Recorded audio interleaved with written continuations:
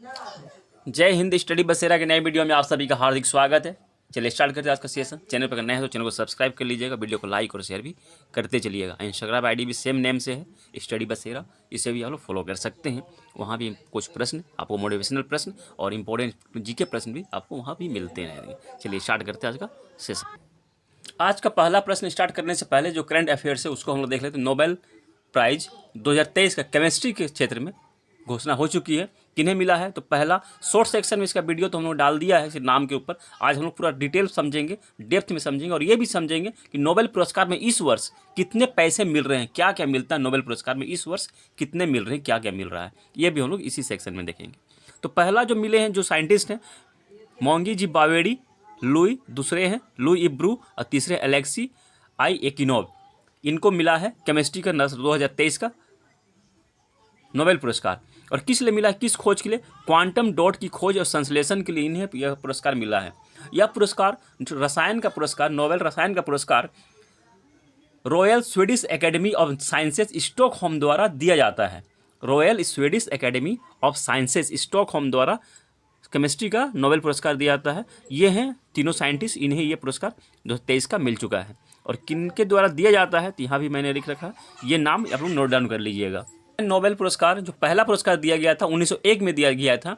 और रसायन नोबेल में पहली महिला नोबेल विजेता कौन है, तो मैरी क्यूरी है। पहली महिला विजेता है मैरी क्यूरी। और नोबेल फाउंडेशन द्वारा इस वर्ष कितना राशि दी जाएगी, 10% की राशि बढ़ा दी गई है। जो पिछले वर्ष दिया गया था उससे 10% की राशि इस वर्ष बढ़ा दी गई, 10% की राशि इस वर्ष बढ़ा दी गई है। और कितना दिया जा रहा है इस वर्ष, तो लगभग $1 मिलियन, डॉलर में $1 मिलियन और क्रोनर जो स्वीडिश क्रोनर में 11 मिलियन क्रोनर, स्वीडिश क्रोनर दिया जा रहा है। भारतीय रुपये में अगर देखा जाए तो यह 8 करोड़ से अधिक, करीब 8 करोड़ से अधिक यह राशि दिया जा रहा है इस वर्ष के विजेताओं को। और इसके अलावा इन्हें क्या मिलता है, तो इसके अलावा 18 कैरेट गोल्ड का पदक और डिप्लोमा भी मिलता है। ये सारी सुविधाएं इनको मिलती हैं। चलिए आज का जो प्रश्न, पहला जो प्रश्न है उसको हम लोग स्टार्ट करते हैं। बहुत यूनिक और इंपॉर्टेंट प्रश्न है। मुगल काल में शेर मंडल किससे संबंध है या किससे संबंधित है? ऑप्शन ए हुमायूं का पुस्तकालय, option B Taj Mahal, option C न्याय की जंजीर, ऑप्शन डी दिल्ली का पुराना किला। तो इस प्रकार सही जवाब हो जाएगा ऑप्शन ए, हुमायूं का पुस्तकालय से संबंधित है शेर मंडल। और शेर मंडल का निर्माण किसने किया था, इसका इमेज भी हम लोग देखेंगे। तो शेर मंडल का निर्माण जो है शेरशाह सूरी ने किया था। और कहाँ, दिल्ली में किया था। उसे ही उसके शेरशाह सूरी की मृत्यु के बाद जो हुमायूं फिर से राजा बना था, तो उसने शेर मंडल को अपने पुस्तकालय और वेधशाला के रूप में इस्तेमाल किया था। और इसी पुस्तकालय से, इसी शेर मंडल से गिरकर हुमायूं की मृत्यु हुई थी। इसका थोड़ा इमेज भी हम लोग देख लेते हैं, किस तरह का शेर मंडल है। ये देखिए इस तरह का है और इसी की सीढ़ी से गिरकर हुमायूं की मृत्यु हुई थी। चलिए देखते हैं नेक्स्ट क्वेश्चन। नेक्स्ट है, चिदम्बरम मंदिर कहाँ स्थित है? Option A Kerala, option B Tamil Nadu, option C Telangana, option D Karnataka. तो इस प्रकार सही जवाब हो जाएगा ऑप्शन बी, तमिलनाडु में चिदम्बरम मंदिर स्थित है। इसे थिल्लई नटराज मंदिर भी कहते हैं। और इस मंदिर में नटराज के रूप में शिव जी की पूजा की जाती है। नटराज के रूप में भगवान शिव की मूर्ति स्थापित है इस मंदिर में। इसे थिल्लई नटराज मंदिर भी कहते हैं। चिदम्बरम मंदिर जो कि तमिलनाडु में स्थित है, थिल्लई नटराज मंदिर भी इसे कहते हैं। चलिए देखते हैं नेक्स्ट है, भगीरथी और अलकनंदा नदी का संगम स्थल को क्या कहते हैं? इस प्रश्न से हम लोग कंप्लीट देखेंगे।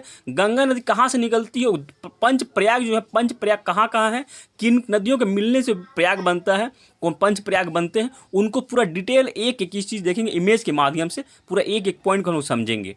चलिए तो इस प्रश्न का सही जवाब क्या हो जाएगा? Option A Nandprayag, option B Karnaprayag, option C Devprayag, option D Vishnuprayag. तो इस प्रश्न का सही जवाब हो जाएगा। अगर आप लोग जानते हैं तो कमेंट सेक्शन में इसका जवाब दीजिएगा। तो इस प्रकार का सही जवाब हो जाएगा ऑप्शन सी, देव प्रयाग। देव प्रयाग कहते हैं जहाँ भगीरथी और अलकनंदा नदी मिलती है, संगम स्थल को देव प्रयाग करते हैं। और देव प्रयाग के बाद ही नदी का नाम, जो अलकनंदा नदी रहती है उसका नाम हो जाता है गंगा नदी। जो अलकनंदा और भगीरथी नदी मिल जाती है उसके बाद नदी का नाम हो जाता है गंगा नदी। उसके पहले गंगा कहीं नहीं रहती है। चलिए तो इसके बारे में थोड़ा डिटेल देख लेते हैं, पूरा इमेज के माध्यम से देख लेते हैं। तो वीडियो के डिस्क्रिप्शन को भी चेक कर लीजिएगा, वहाँ भी बहुत सारे वीडियो के लिंक आपको मिल जाएंगे अभ्यास करने के लिए। और वीडियो अगर पसंद आ रहा है तो वीडियो को लाइक और शेयर भी जरूर करते चलिएगा। और चैनल पर नए हैं तो चैनल को सब्सक्राइब भी कर लीजिएगा। चलिए यहाँ समझते हैं हम लोग थोड़ा सा यहाँ समझते हैं। तो यहाँ है सबसे पहला जो पॉइंट है समझने के लिए, कहाँ से कौन सा नदी कहाँ से निकलती है, क्या है ये इमेज जो बना रखा है मैंने, ये जो लाइन दिया हुआ है नदियाँ हैं, नदियों को मैंने बना रखा है। तो सबसे पहले समझते हैं, यहाँ है बद्रीनाथ, यहाँ है बद्रीनाथ, ओके, यहाँ है बद्रीनाथ। बद्रीनाथ के संतोपथ हिमानी से विष्णु गंगा और धौली गंगा ये निकलती है, दो नदियाँ निकलती हैं, विष्णु गंगा धौली गंगा बद्रीनाथ संतोपथ हिमानी से निकलती है। वहाँ नेक्स्ट पेज में मैंने सारा कुछ लिख दिया है, वहाँ आप लोग देख लीजिएगा, घबराने की जरूरत नहीं है, पूरे वीडियो देखिए। नेक्स्ट पेज में सारा कुछ मैंने एक एक पॉइंट को लिख दिया है, वहाँ समझने में आपको अभी आसान हो जाएगा। यहाँ पहले समझ लेते हैं। तो बद्रीनाथ के संतोपथ हिमानी से धौली गंगा विष्णु गंगा निकलती है। इन दोनों नदियों का जो संगम स्थल, जो मिलन स्थल है, ये है यहाँ पे। तो इसे कहते हैं विष्णु प्रयाग यहाँ हो गया। उसके बाद ये दोनों नदियाँ मिल जाती हैं और एक नदी सिंगल नदी है, जो ब्लू लाइन जा रहा है, ये सिंगल नदी बन जाती है,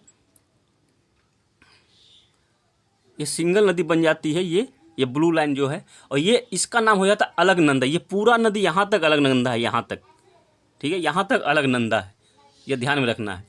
और इधर से आती है, ये है नंदाकिनी नदी, ये है नंदाकिनी नदी जो ग्रीन कलर में है, नंदाकिनी नदी, और ये मिल जाती है यहाँ आकर अलकनंदा में। तो यहाँ बन जाता है नंद प्रयाग। यहाँ जो मिलन स्थल है, यहाँ संगम स्थल को नंद प्रयाग कहते हैं। इधर से आती है, जो येलो दिख रहा है, येलो लाइन, ये पिंडार नदी है। अब पिंडार नदी आकर यहाँ अलकनंदा में मिलती है, इसे कहते हैं कर्ण प्रयाग, इस स्थल को कहते हैं कर्ण प्रयाग। इधर से देखिए, यहाँ बद्रीनाथ था, यहाँ केदारनाथ से निकलती है मंदाकिनी नदी। ये मंदाकिनी नदी आकर यहाँ मिलती है अलकनंदा में। इस स्थल को कहते हैं, संगम स्थल को, रुद्रप्रयाग, इसे रुद्रप्रयाग कहते हैं। इधर जो ग्रीन देख रहे हैं, ये ग्रीन यहाँ उत्तर काशी में गंगोत्री ग्लेशियर से, ध्यान रखिए, ध्यान से सुनिए एक एक पॉइंट को। उत्तर काशी जिला में, उत्तराखंड के उत्तर काशी जिला में गंगोत्री ग्लेशियर में गोमुख स्थल से भगीरथी नदी निकलती है। भगीरथी नदी है, ये भगीरथी नदी निकलती है और आकर मिलती है यहाँ पे अलकनंदा में।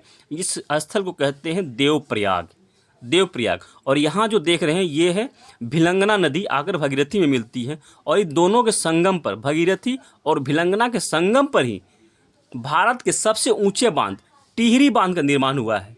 टिहरी बांध यहीं इसी स्थल पर है। और इसी को सपोर्ट के लिए, इसके सुरक्षा के लिए, इसको नुकसान ना पहुंचे इसके लिए, क्योंकि इस जगह में जो स्लोपिंग जो होती है बहुत ज़्यादा है, इसलिए नदियाँ बहुत तेज़ प्रवाह से बहती है, बहुत तेज़ गति से बहती हैं। तो इसी को बचाने के लिए, टिहरी बांध को सुरक्षा के लिए यहाँ पे बनाया गया है। भगीरथी नदी पर ही एक बनाया गया है कोटेश्वर बांध, सपोर्ट के लिए कोटेश्वर बांध बनाया गया है। इसको ध्यान में रखना, सबसे ऊंचा बांध, भारत का सबसे ऊंचा बांध टिहरी बांध है, जो कि 260 मीटर ऊंचा है करीब।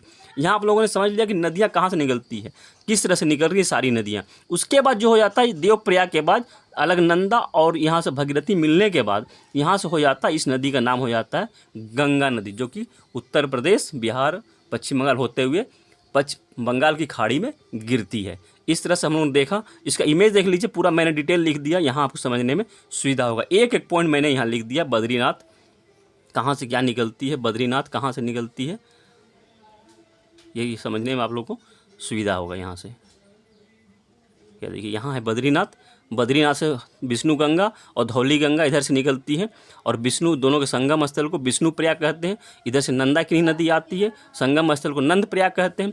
इधर से ये पिंडार नदी आकर अलकनंदा में मिलती है, इसे कहते हैं कर्ण प्रयाग। ये जो ब्लू लाइन देख रहे हैं, ये ब्लू लाइन, ये पूरी की पूरी अलकनंदा नदी है। यहाँ अलकनंदा, ये अलकनंदा नदी है। और इधर से निकलती है केदारनाथ है मंदाकिनी निकलती है, मंदाकिनी आकर यहाँ मिल जाती है अलकनंदा में। इस संगम स्थल को कहते हैं रुद्रप्रयाग। और इधर से आती उत्तर काशी में, उत्तराखंड के उत्तर काशी जिला से, जो गोमुख स्थल से गंगोत्री ग्लेशियर से निकलती है भगीरथी नदी, और ये मिल जाती है अलकनंदा में। इस संगम स्थल को कहते हैं देवप्रयाग। और इसके बाद नदी का नाम हो जाता है गंगा। और भिलंगना नदी जैसी स्थल पर मिलती है, इस स्थल पर मिलती है भगीरथी से, इस स्थल पर भारत के सबसे ऊंचे बांध टिहरी बांध का निर्माण हुआ है। इसे भी ध्यान में रखना। टिहरी बांध की ऊंचाई करीब 260 मीटर है। और टिहरी बांध को बचाने के लिए भगीरथी नदी पर ही कोटेश्वर बांध का भी निर्माण है। कोटेश्वर नदी भगीरथी नदी पर ही स्थित है, इसे भी ध्यान में रखना है। तो भगीरथी कहाँ से निकलती है? तो गंगोत्री ग्लेशियर, गंगोत्री ग्लेशियर, गंगोत्री भी ऑप्शन में हो सकता है, गोमुख स्थल भी हो सकता है। उत्तरकाशी जिला, उत्तराखंड के उत्तरकाशी जिला में से निकलती है। इस तरह से हम लोगों ने ये पंचप्रयाग के बारे में समझ लिए। पंचप्रयाग जो देख रहे हैं, पंचप्रयाग, विष्णुप्रयाग, नंदप्रयाग, कर्णप्रयाग, रुद्रप्रयाग और देवप्रयाग, ये पंचप्रयाग हैं। इसे ही पंचप्रयाग कहा जाता है। आशा करता हूँ आप लोगों को सेशन पसंद आया होगा। इसी आशा और उम्मीद के साथ और आप सबकी सफलता की मंगल कामना के साथ मिलते हैं फिर नए वीडियो में। तब तक के लिए जय हिंद, स्वस्थ रहें, मस्त रहें, धन्यवाद। ऐसे ही यूनिक प्रश्नों के लिए स्टडी बसेरा चैनल को लाइक, शेयर एंड सब्सक्राइब करें। जय हिंद।